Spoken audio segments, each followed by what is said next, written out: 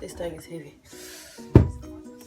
Oh, goodness gracious.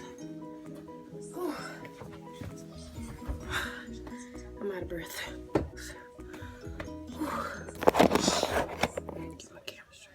I'm back with a storytime video. This is my first storytime video. I was bored. I'm home from work early because that's a whole different story, but I didn't have nothing else to do, so I figured I would tell a storytime video. And today my video is going to be on when I found out I was pregnant. Yes, ladies and gentlemen, I went to college and I got knocked up. That's the story of all young people's lives, right? No? Okay. Anyway, so, I don't know where I want to start. Okay, so, in 2013 of July of 2013, I went to orientation for this program at the University of Louisiana at Lafayette, UL. And it was called the Bridge program. And so yeah, I went to orientation, and they were taking us on a tour of the campus. We got on one of like the buses, like the campus buses, and they took us on a tour around the campus. And this guy sat on side of me, and no, it was kind of awkward. I didn't know him, he didn't know me. We were just riding, and he eventually asked me if I was staying on campus, and I'm like, yeah. He was like, oh, okay, cool. So our parents actually were talking, and you know, they figured out that we are basically from the same area. They are from Plaquemine. I don't know if you're from Louisiana, well, Baton Rouge or whatever, then you might know what Plaquemine is. And I have a lot of family out there as well, and that's how our parents got acquainted. Well, time went by and school started, and like about a week or two after school started, I saw this guy again, and he stopped me and he was like, oh, hey, I meant to get your number, I couldn't find you, yada yada. And I'm like, okay, here's my number. Gave him my number. And for a long time, for a really long time, I blew him off. He always, oh, do you want to hang out? You want to come and chill? Stuff like that. And I always blew him off because I'm like, we're in college and we're young and I know what you want. Like, I know what you want and I'm not getting into all of that. And so after I blew him off a couple times, then we started chilling and we got cool, and then we eventually became friends. Like, we were really, really cool with each other. And I'm sorry I'm rocking. I'm on this rocking chair that belongs to my 1-year-old. But so yeah, we started chilling, and I still didn't kind of like him, and then we had started getting real close to each other. And so that went on for a couple months. Mind you, this was in like August where we started, like, you know, chilling and stuff like that. And then fast forward to November, he had started to chill with another girl, and I found out about it, and I'm like, well, I have feelings for you, and I don't really want to, you know, deal with you like that, and you dealing with somebody else. So I was just like, I'm not doing it, I'm gonna leave you alone.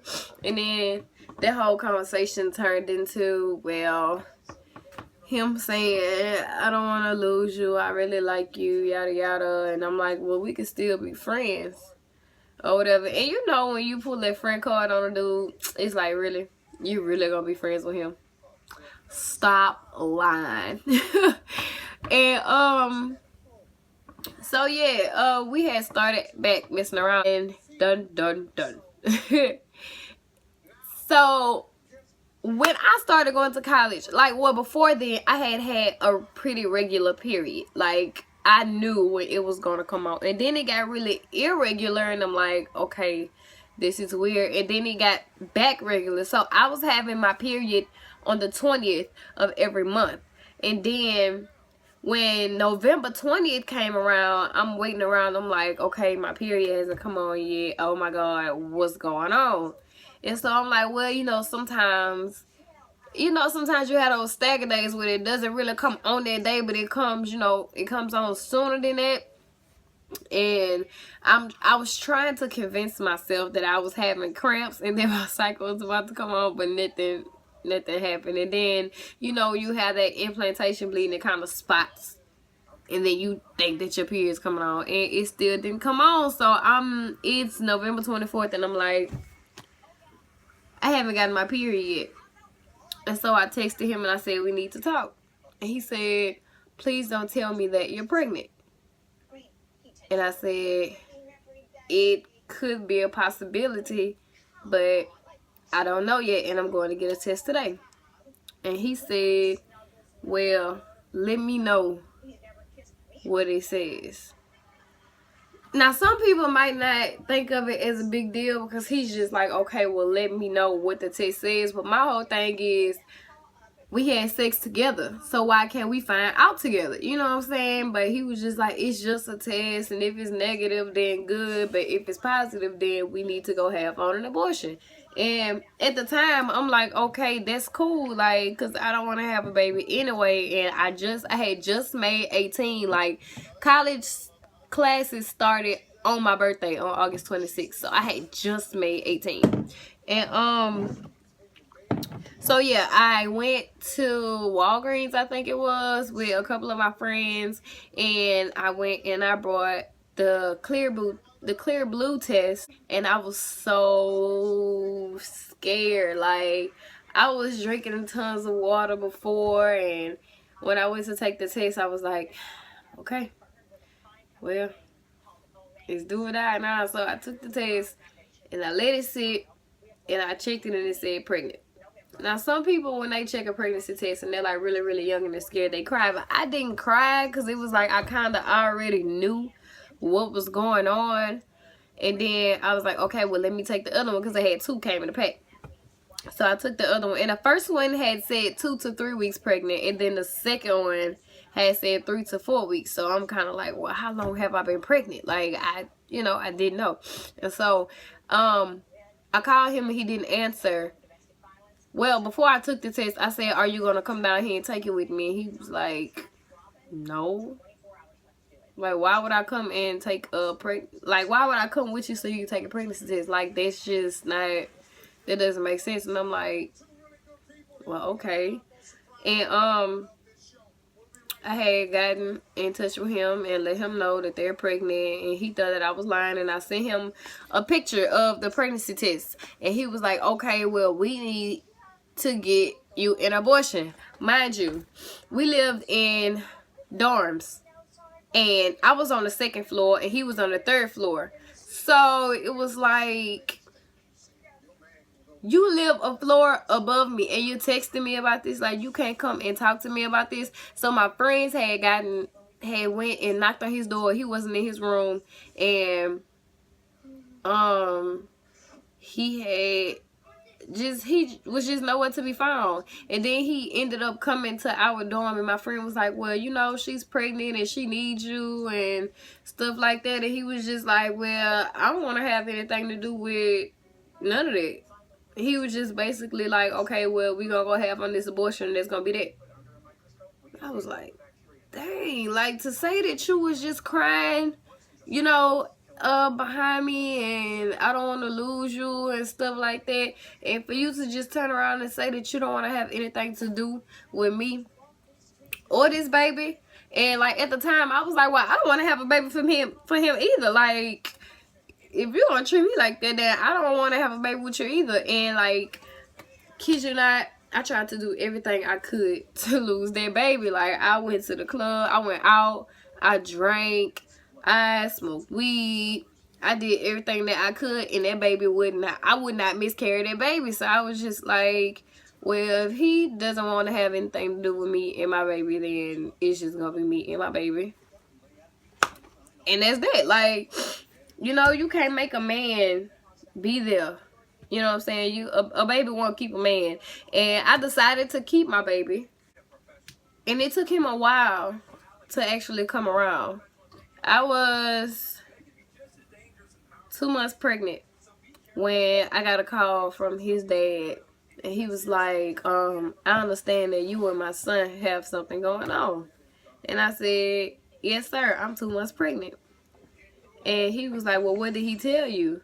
And I let him know. He told me that if I wanted to keep the baby, then I was on my own, and he didn't want to have anything to do with it or me, and that he was leaving me alone and all of that stuff like that. And he was telling me, he was saying, well, no, that's not how this is going. I didn't raise him like that, and he's going to take care of his responsibilities. And then his mom actually ended up calling me right after, and I talked to her, and she prayed for me. And then he ended up calling me right after, and he apologized and told me how sorry he was and stuff like that.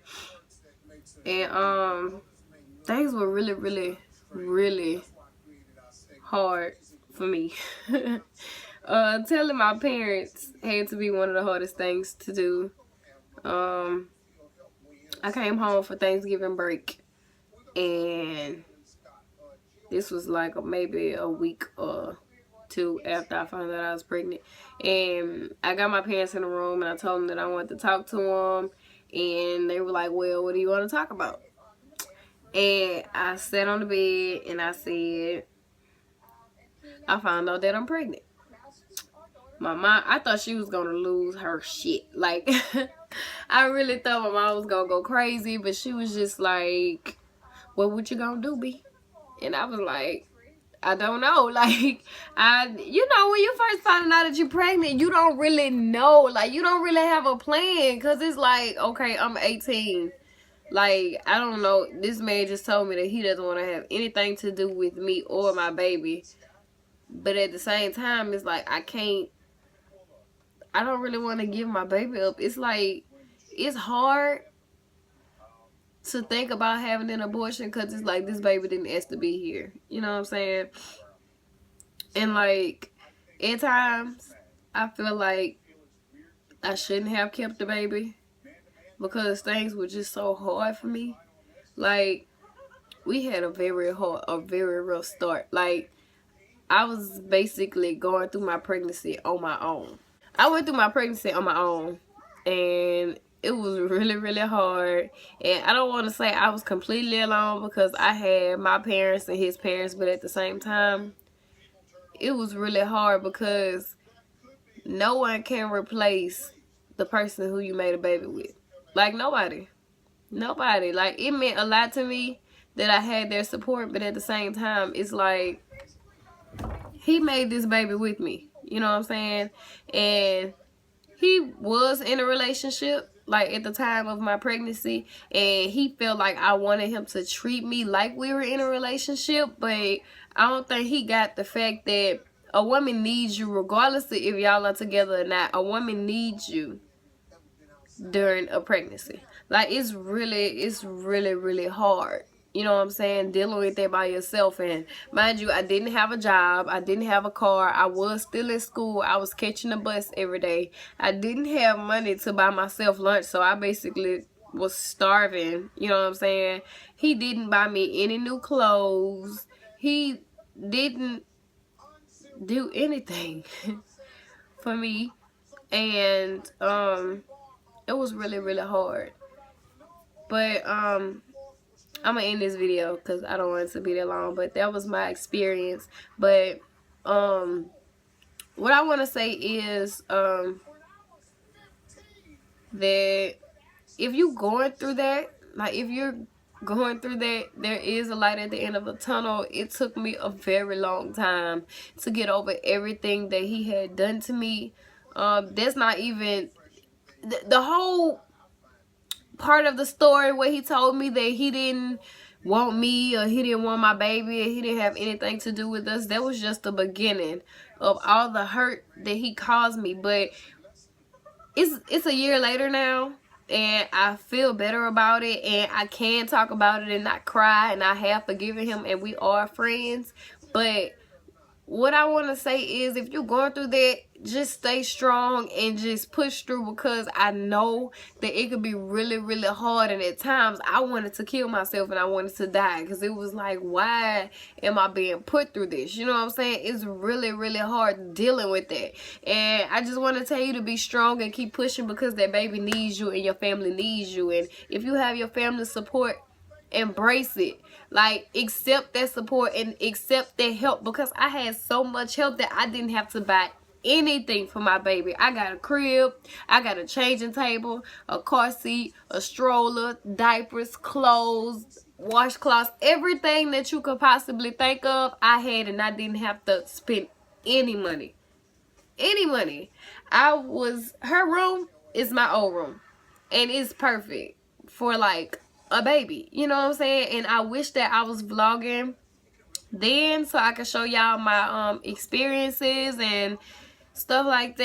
And I really wish that I had been doing it, but so y'all could see it. But yeah, I just want to say, be strong and do the best that you can, because in the end your kid will love you. My daughter adores me. I adore her. Like, I really, really love my child. And if I would have gotten an abortion, I don't know where I would be today. I would probably be in school still. And I won't lie, I miss college. Like, I really want to go back to school, but at the same time, I wouldn't trade my child for anything in the world. So all I want to say to end this video is, do the best that you can. Keep pushing, keep moving forward, because there is a light at the end of the tunnel. You will do better, and all you have to do is have that drive. So God bless all of you that's going through that. Anybody who is at the beginning, anybody who's at the end, congratulations, you made it. You still here. Like, just do the best that you can and love that baby.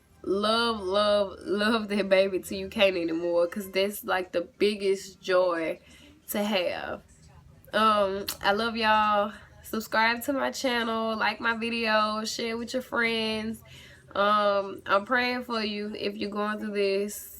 I love you. Bye.